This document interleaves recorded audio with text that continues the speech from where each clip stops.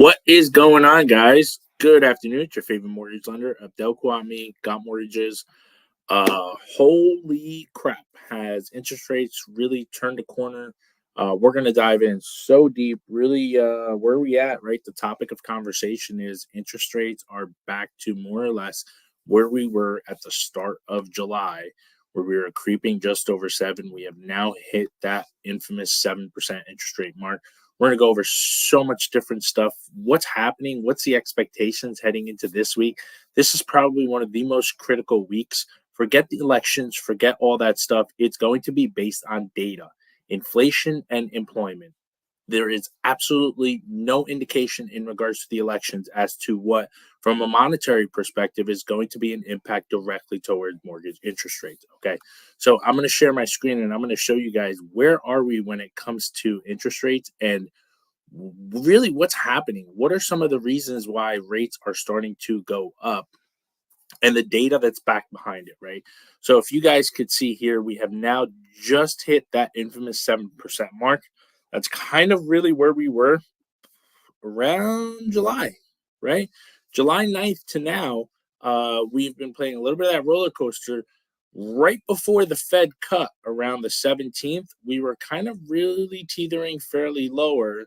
And then the second the Fed cut, we have been pretty much at a consistent uphill battle. And it's been truly employment and inflation. And we're going to see this week is going to be such a massive week when we talk about employment and inflation, right?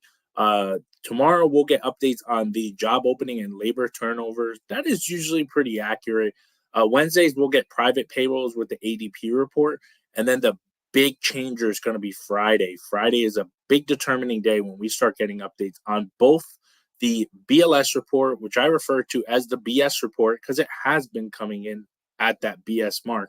We're 818,000 jobs. I mean, I can't imagine, aside from being a meteorologist, how you could literally be so off on your data and still have a job, and it's consistently being revised. And then you also see the PCE report, Personal Consumption Expenditure Report, also known as the Fed Deflator.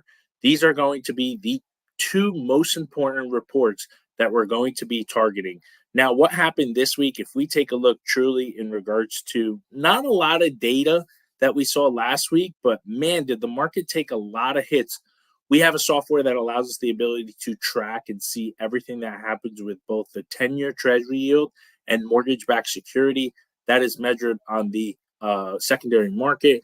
And we have been seeing a lot of changes. Again, usually, as always, we'll end the call seeing how those have been changing.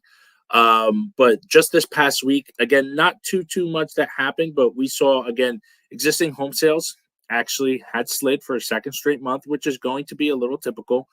New home sales, again, beat estimates. This is a good thing, right? Which kind of shows you a little bit more on the inventory and new construction stand. Listen, it's no secret. The biggest hurdles that we have as we've been facing over the last few years, not just the last couple of months or year or two, has been inventory, right? And if we're seeing the confidence I shared last week on the call, when we saw home builders and the confidence on home builders start to increase with new permits, that's necessarily a good thing. Continuing jobless claims, the highest since November 2021. So remember, although it's unfortunate that people are really losing their jobs and having a hard time finding a job, this is kind of when I talk about inflation and employment, this is the data that we want with employment. I believe we just hit close to 1.8 or 1.9 million people weekly that are going and saying, hey, not only did I let go, I'm also having a hard time to actually come back and find another job, right?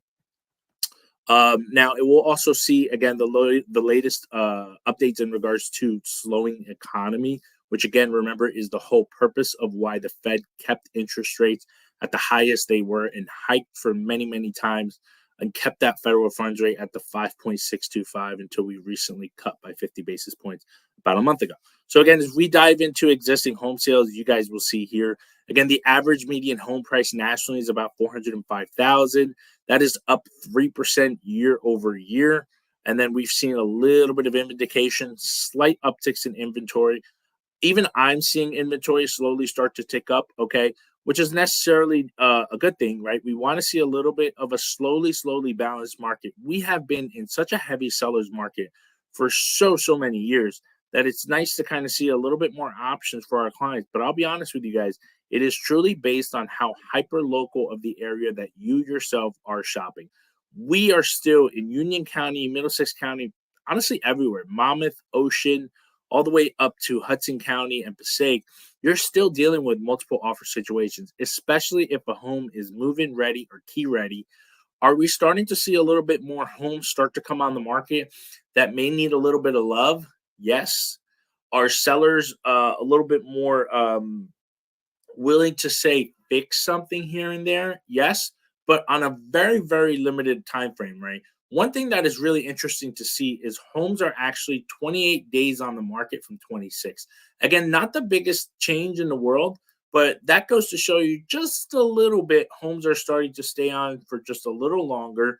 Now, again, with interest rates starting to decline, we saw that tease. We snuck in a few refis for our clients, for those consumers who actually took our recommendations in regards to actually locking their interest rates.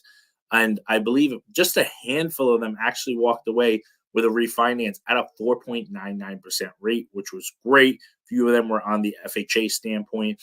Now, again, the number of closings did decline as we saw, right, with housing starting to sit on the market just a little bit.